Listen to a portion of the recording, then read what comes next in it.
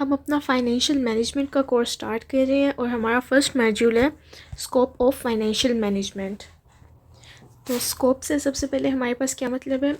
Scope को आप range भी कह सकते हैं कि हमारे पास फाइनेंशियल मैनेजमेंट की कितनी रेंज है, ये हमारे पास कहाँ कहाँ रेलिवेंट है और ये सब्जेक्ट किस किस चीज़ के साथ डील करता है।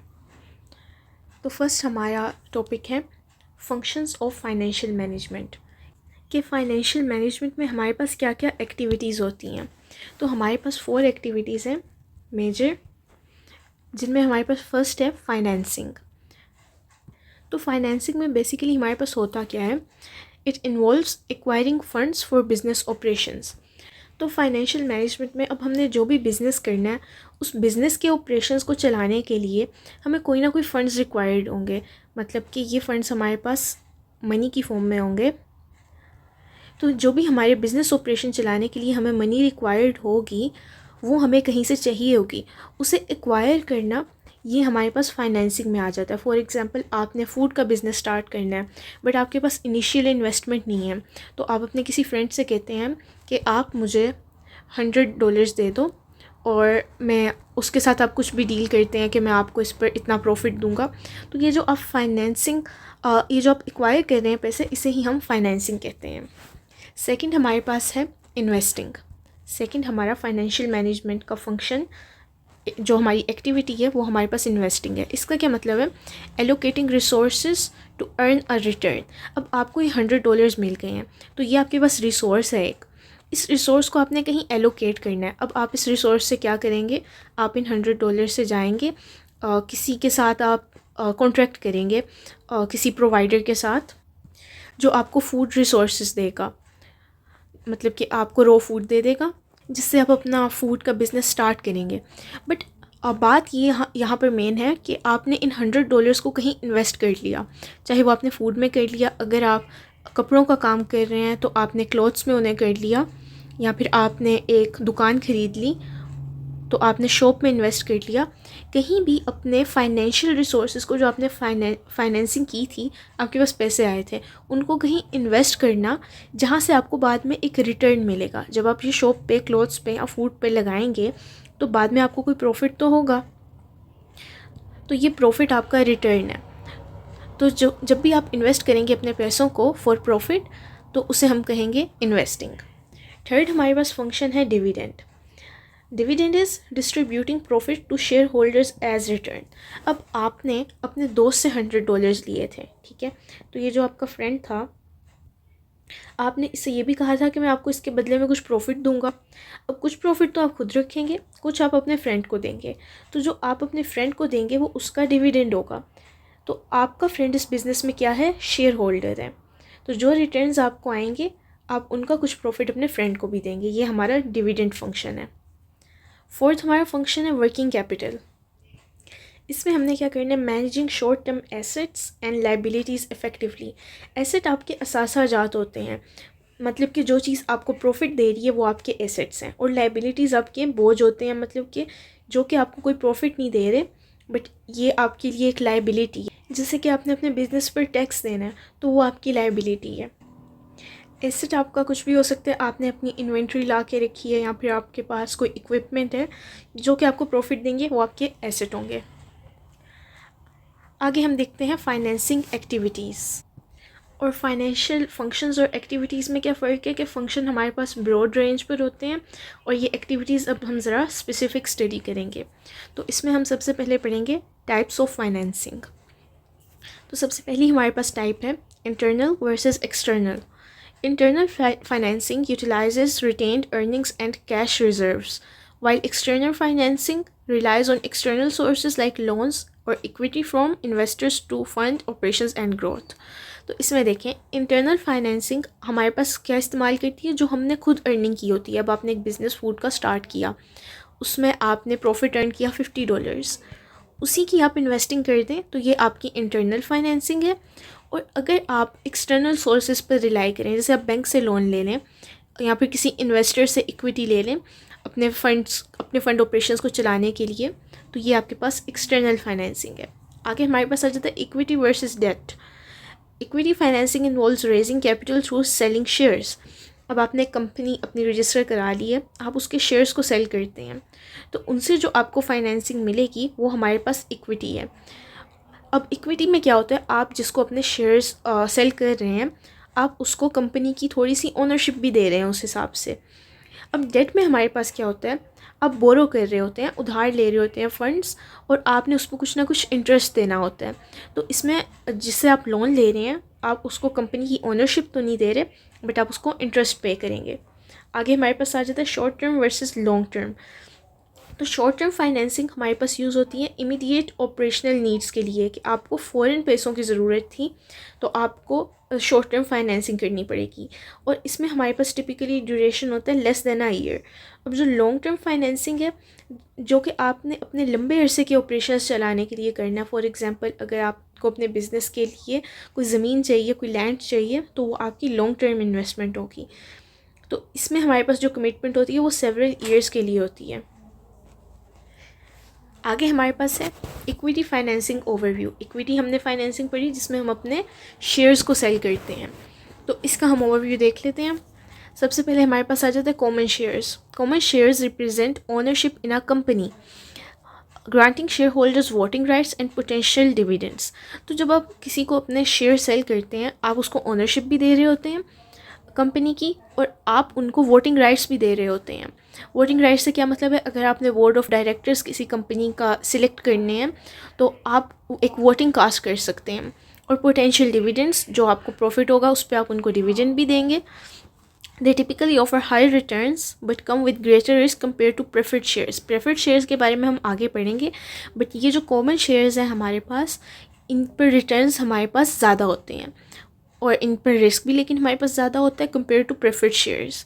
अब देखिए, इसमें हायर रिटर्न किसके लिए होता है, जो कि शेयर्स को ख़रीद रहा है उसको ज़्यादा रिटर्न मिलेगा, लेकिन उसको रिस्क भी ज़्यादा लेना पड़ेगा। प्रेफर्ड शेयर में हमारे पास क्या होता है, preferred shares provide a fix dividend. इसमें हमारे पास डिविडेंड फिक्स्ड होता है।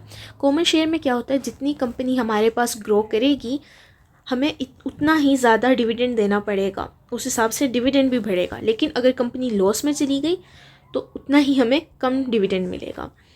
प्रेफर्ड शेयर में क्या होता है, डिविडेंड फिक्स्ड ही मिलेगा, कंपनी चाहे लॉस में जा रही है चाहे कंपनी हमारी प्रॉफिट में जा रही है।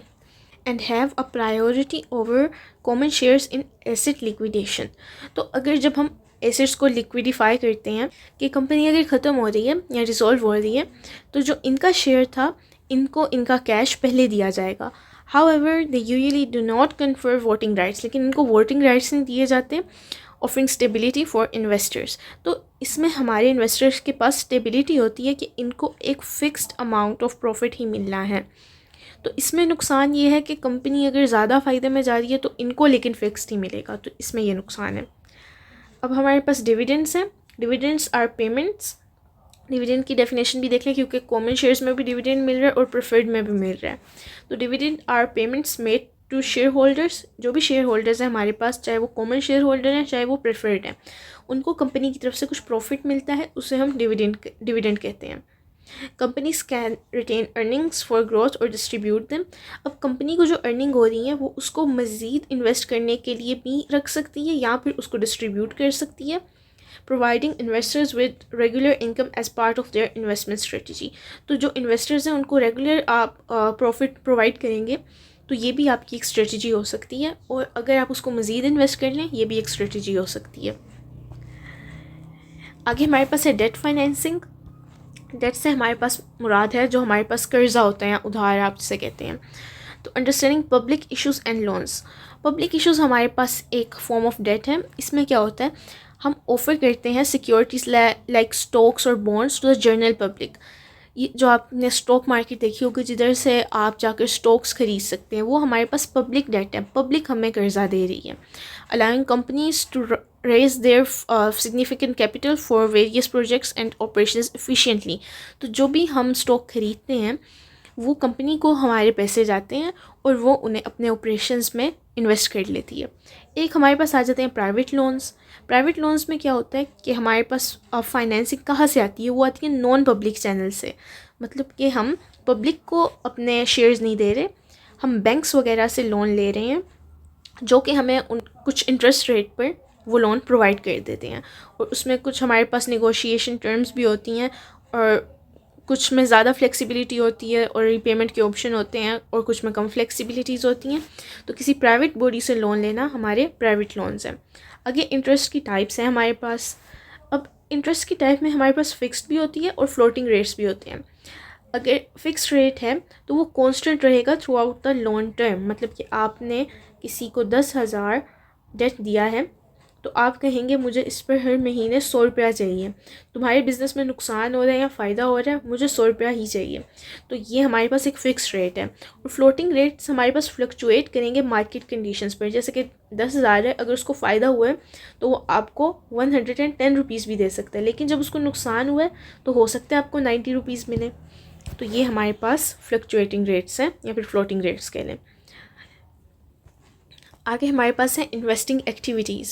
इसमें हम अंडरस्टैंड करेंगे इन्वेस्टमेंट डिसीजन कैटेगरीज, कि हमारे पास इन्वेस्टमेंट या तो लॉन्ग टर्म हो सकती है या शॉर्ट टर्म हो सकती है। अब लॉन्ग टर्म इन्वेस्टमेंट हमारे पास क्या होती है, ये हमारे पास 1 साल से ज़्यादा के लिए होती है टिपिकली, और इसमें हम सिग्निफिकेंट ग्रोथ की तरफ एम करते हैं, क्योंकि ज़्यादा टाइम होगा तो ज़ाहिर है हम ज़्यादा प्रॉफिट के लिए ही एम करेंगे। इसमें हमारे पास काफ़ी एसेट्स आ जाते हैं। जब लॉन्ग टर्म हम कर रहे होते हैं इन्वेस्टमेंट तो उसमें हम रियल एस्टेट भी ख़रीदते हैं, मतलब कि ज़मीन भी ख़रीदते हैं। उसमें हम स्टॉक्स भी इशू करते हैं बिकॉज हमने लॉन्ग टर्म इन्वेस्टमेंट की होती है। आगे हमारे पास आ जाता है short term. Short term are held for year और लेस। इसमें हम 1 साल या उससे कम के लिए इन्वेस्टमेंट करते हैं। Focusing on liquidity. लिक्विडिटी से क्या मतलब है, जो भी आपका बिजनेस है वो कितनी आसानी से आपके कैश में कन्वर्ट हो सकता है। They often include money market funds and treasury bills providing quicker returns with lower risk. तो मनी मार्केट फंड हमारे पास क्या होते हैं, these are like mutual funds होते हैं हमारे पास। इनमें रिस्क हमारे पास कम होता है और इसमें ये होता है कि हाईली लिक्विड एसेट्स में हम इन्वेस्ट करते हैं जिनको इजीली कैश में कन्वर्ट किया जा सकता है। और इसमें हमारे पास मनी पूलिंग होती है, मतलब कि काफ़ी लोग हमारे पास मिलकर इन्वेस्ट कर रहे होते हैं। तो ये हमारे पास शॉर्ट टर्म होते हैं, हाई क्वालिटी डेट्स होते हैं हमारे पास। आगे हमारे पास आ जाता है rate of return. The rate of return measures the profit और loss on an investment relative to its cost. इससे सिंपली ये मतलब है कि जितनी भी आपने इन्वेस्टमेंट की थी उसके हिसाब से आपको कितना प्रॉफिट या कितना लॉस हो रहा है। अब रेट ऑफ रिटर्न और प्रॉफिट में यही फ़र्क है कि रेट ऑफ रिटर्न हमारे पास लॉस में भी हो सकता है। तो understanding this helps investor make inform decision about their asset allocation. जब आप इसके बारे में स्टडी करेंगे कि हमें रेट ऑफ रिटर्न कहाँ पर ज़्यादा मिलेगा, कहाँ पर कम मिलेगा, जब इन्वेस्टर को ये बातें पता होंगी तब वो इन्फॉर्म्ड डिसीजन मेक कर सकता है। आगे हमारे पास है इन्वेस्टिंग की कैटेगरीज। इसमें हमारे पास है capital budgeting. Capital budgeting involves evaluating long term investment to determine their potential profitability, कि इसमें हम लॉन्ग टर्म इन्वेस्टमेंट को डिटरमाइन करते हैं कि हमें कितना प्रॉफिट दे सकती हैं। ये प्रोसेस हमें हेल्प करता है फंड्स को एलोकेट करने में इफ़ेक्टिवली, कि हमने कहाँ पर कितने पैसे लगाने हैं और इससे हमारी कितनी ग्रोथ होगी। आगे हमारे पास आ जाता है डिस्काउंटेड कैश फ्लो। इसे हम DCF भी कहते हैं। ये हमारे पास एक मेथड है जिससे हम असेस करते हैं एक इन्वेस्टमेंट की value based on it's expected future cash flows, कि हम फ्यूचर में हमें इससे कितना कैश फ्लो आ सकता है और जितने टाइम के लिए इसकी टाइम वैल्यू क्या है, providing a clear financial picture. जिससे देखें, इससे हम एक बिगर पिक्चर देखते हैं। इसमें बेसिकली आप फ्यूचर से देखते हैं कि फ्यूचर में अगर इस इन्वेस्टमेंट ने मुझे इतना रिटर्न करना है तो अभी मैंने इसमें जितना इन्वेस्ट करना है उसकी मेरे लिए अभी क्या वर्थ है, अभी प्रेजेंट डे में जो भी मैंने इन्वेस्टमेंट करनी है उसकी क्या वर्थ है। क्योंकि जो पैसे आप अभी इन्वेस्ट करेंगे बाद में फ्यूचर में उनकी वर्थ कम हो जाएगी। तो क्योंकि ये बात तो हमें पता है कि जिस तरह पहले 10 रुपये जो से होते थे उनमें काफ़ी चीज़ें आ जाती थी, आज से कुछ 50 साल पहले, आज 10 रुपये में कुछ भी नहीं आता एसेंशली। तो इसे हम कहते हैं, इस कॉन्सेप्ट को कहते हैं टाइम वैल्यू ऑफ मनी, के वक्त के साथ साथ हमारे पास पैसों की क्या वैल्यू रह जाती है, इसे टाइम वैल्यू कहते हैं। तो डिस्काउंटेड कैश फ्लो में हम टाइम वैल्यू को भी देखते हैं। तो बेसिकली इसमें डिस्काउंटेड क्यों आ रहा है, क्योंकि इस मेथड में हम एक डिस्काउंट रेट को सेट करते हैं। डिस्काउंटेड वैल्यू हमारे पास बेसिकली है क्या, ये वो रिटर्न है जो कि इन्वेस्टर हमारे पास एक्सपेक्ट कर रहा होगा। तो अगर ये डिस्काउंटेड वैल्यू हमारे पास ज़्यादा होती है उस वैल्यू से जो कि अभी हमारे पैसों की वैल्यू है, तब हम उसमें फिर इन्वेस्ट करते हैं। आगे हमारे पास म्यूचुअल फंड्स आ जाते हैं। ये क्या करते हैं, they pool money from multiple investors to purchase diversified portfolios और स्टॉक्स और बॉन्ड्स।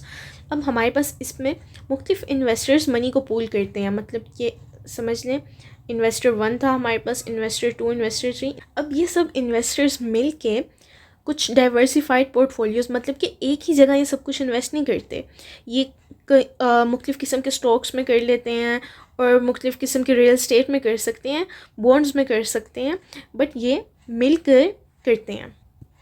तो क्योंकि इतना डाइवर्सिफाइड पोर्टफोलियो होता है हमारे पास, तो हमारा जो रिस्क है वो इजीली मैनेज हो जाता है। और इसमें हमारे पास प्रोफेशनल मैनेजमेंट होती है, कोई हमारे पास प्रोफेशनल इन फंड्स को मैनेज कर रहा होता है, तो इसमें हमारे पास इसलिए रिस्क कम होता है। Next is asset management, understanding working capital essentials. तो वर्किंग कैपिटल जो हमने पढ़ा था, हमारा जो फंक्शन था फाइनेंसिंग का फंक्शन था, उसकी अब हम एसेंशियल देख लेते हैं। इसकी इंपॉर्टेंस क्या है। Effective asset management is crucial for business sustainability, कि आपका बिजनेस कितनी देर स्टेबल रहेगा, कितनी देर सस्टेन रहेगा। इट इंश्योर्स लिक्विडिटी, कि आप अपने बिजनेस को कितनी ईजीली कैश में कन्वर्ट कर सकते हैं।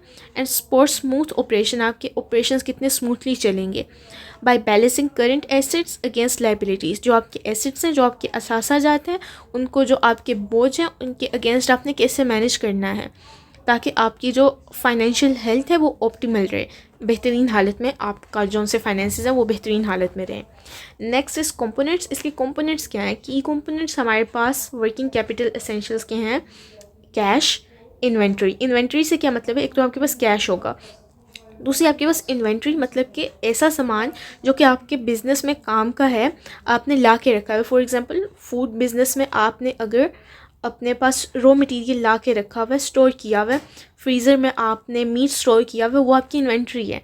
एंड रिसीवेबल्स, फॉर एग्जांपल किसी ने आपसे एक डील की कि भाई आप फास्ट फूड का काम करते हैं, उसने कहा आपने मुझे 1000 बर्गर्स देने हैं, मेरा एक इवेंट है, तो मैं आपको पैसे उसके बाद में दूंगा।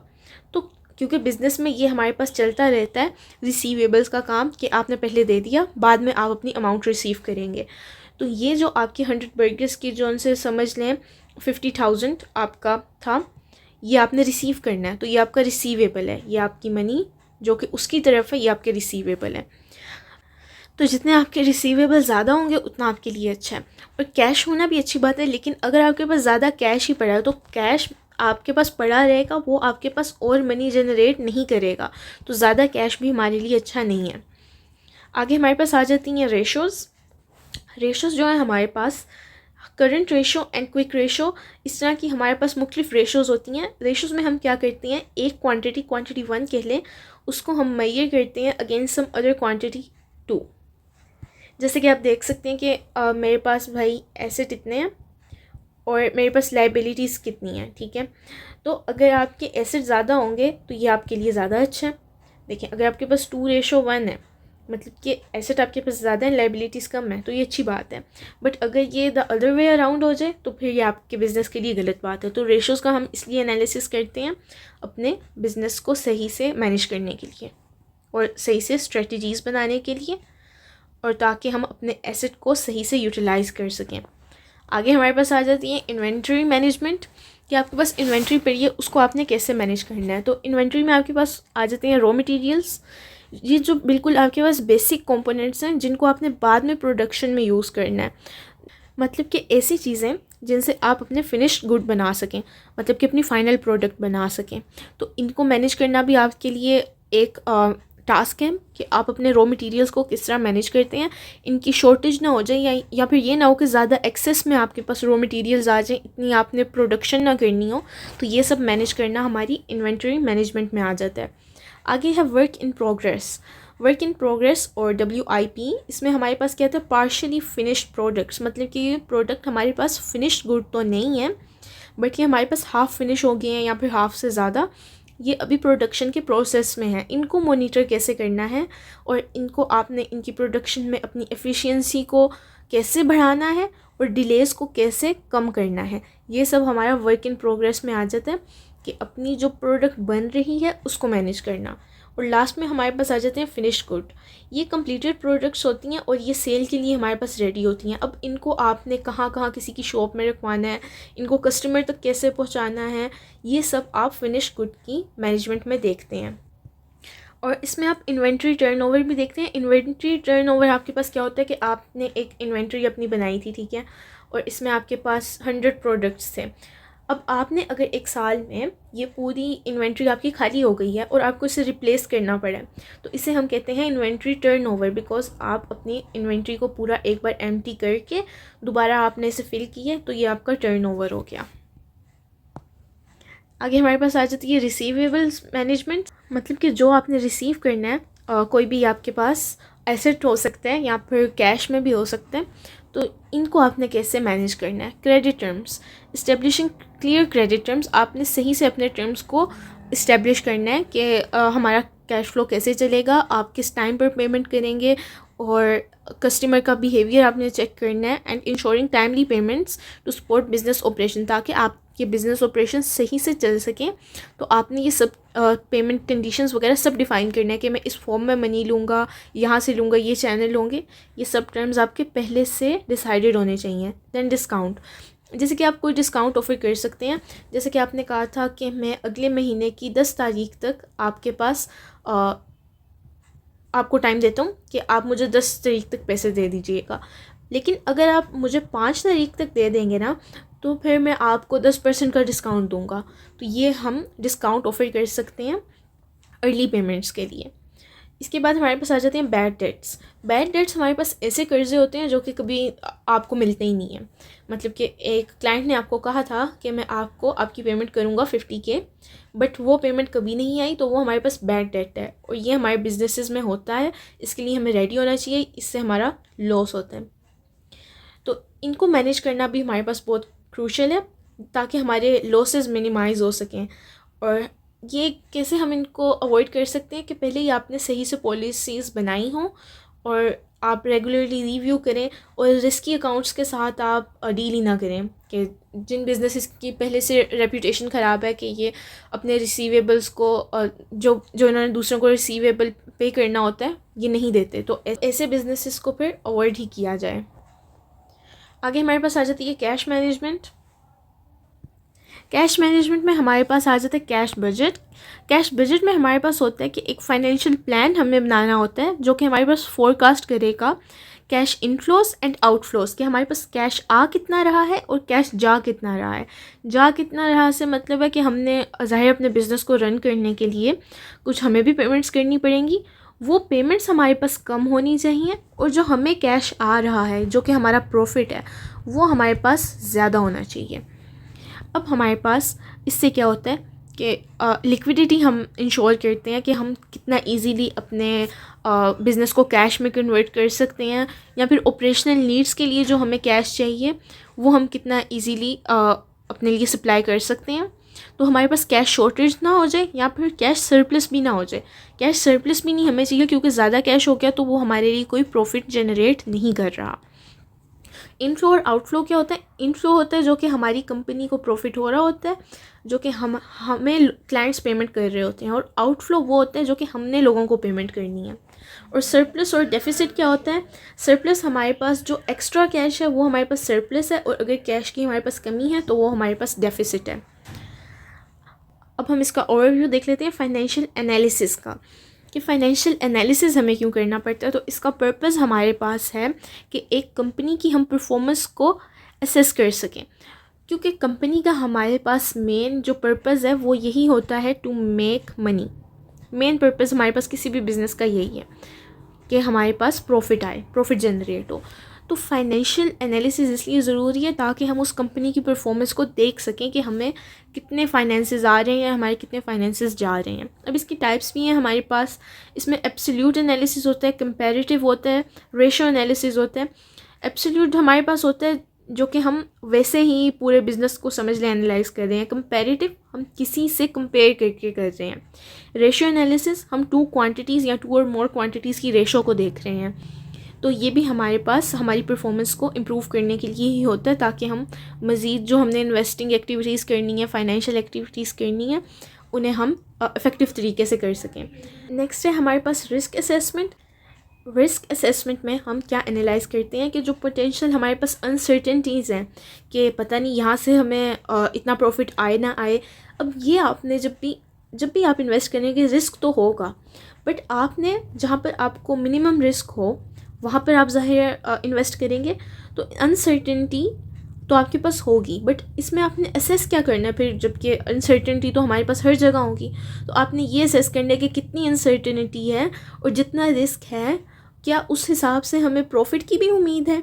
तो अगर तो ज़्यादा प्रॉफिट की उम्मीद है तब तो रिस्क लिया जा सकता है, लेकिन अगर प्रॉफिट की इतनी उम्मीद नहीं है, हाई रिटर्न्स ही नहीं है, तो आप इतना रिस्क भी नहीं लेंगे। तो ये रिस्क असेसमेंट आप करते हैं based on different factors. Next हमने जो पढ़ा था कि हम रेशो एनालिसिस करते हैं अपने फाइनेंशियल एनालिसिस में, जब हम 2 क्वांटिटीज़ या 2 और मोर क्वांटिटीज़ की रेशो को देखते हैं तो उसके बारे में पढ़ते हैं। लिक्विडिटी रेशोज़ अब हमारे पास क्या होती हैं कि हमारे पास जो हमारा फर्म है उसकी ability to meet short term obligations को वो कैसे मीट करता है, जिसमें हमारे पास फाइनेंशियल हेल्थ आ जाती है और कि हमारे जो करंट एसेट्स हैं वो हमारी करंट लाइबिलिटीज़ को कवर कर सकते हैं कि नहीं। जिस तरह कि आपने डेट देना है, तो क्या आप अपने एसेट्स को अगर बेचते हैं तो क्या आपकी लाइबिलिटीज़ पूरी हो जाएंगी, क्या आपकी कंपनी इजीली आप इसको कैश में रिटर्न कर सकते हैं, या फिर आपको इतना लॉस हो गया कि आपकी कंपनी लिक्विडिफाई नहीं हो सकती। टर्नओवर रेशोज़ हमारे पास होती हैं कि how efficiently a company uses its assets, कि हमारे एसेट को हम कितना एफिशिएंटली यूज़ कर रहे हैं, मतलब कि हमारी जो स्पीड है अपनी इन्वेंट्री को रिसीवेबल या फिर सेल में कन्वर्ट करने की। अगर आपके पास खाली आपकी इन्वेंट्री पड़ी है तो ये आपको पड़े पड़े कोई फ़ायदा नहीं दे रही, इसको टर्नओवर होना चाहिए सेल्स में, या फिर आपके रिसीवेबल्स के आपसे लोग एक डील कर लें कि अभी हमें दे दो सामान और बाद में हम आपको इसकी पेमेंट कर देंगे। तो ये आपके पास टर्नओवर एनालिसिस होता है। देन हमारे पास है लेवरेज रेशोज़ हमारे पास होती हैं decrease of a company's debt, के कंपनी के पास कंपनी ने कितना कर्जा लिया है रिलेटिव टू इट्स इक्विटी हमने बताया था हमारे पास शेयर्स होते हैं, तो जो हमने शेयर्स दी हैं ये अगर हमारे पास हमने शेयर ज़्यादा बेचे हैं ये सही है, बट अगर आपकी कंपनी पे डेट ज़्यादा है तो वो इंटरेस्ट तो आपको हर सूरत में देना पड़ता है। इक्विटी में होता है कि प्रॉफिट हुआ तो हमारे शेयर होल्डर्स को भी प्रॉफिट होगा, लॉस हुआ तो उन्हें भी लॉस होगा। बट जो कंपनी का डेट है ये हमारे पास ज़्यादा खतरनाक है, बिकॉज इसमें कंपनी को लॉस भी हो रहा है तब भी आपने प्रॉफिट तो देना ही देना है। तो ये आप लेवरेज रेशो भी चेक करते हैं कि हमारे पास शेयर्स और हमारी डेट की क्या रेशो है। तो कंक्लूजन हमारा यही था कि हमने अपनी फाइनेंसिंग के सबसे पहले फंक्शंस पढ़े, देन हमने फाइनेंसिंग एक्टिविटीज़ पढ़ी, और इसके अलावा हमने अपनी मुख्तलिफ रेशोज़ को देखा और कुछ बेसिक टर्मिनोलॉजीज़ हमने देखी। तो इंशाल्लाह नेक्स्ट वीडियो में हम मॉड्यूल 2 को कवर करेंगे।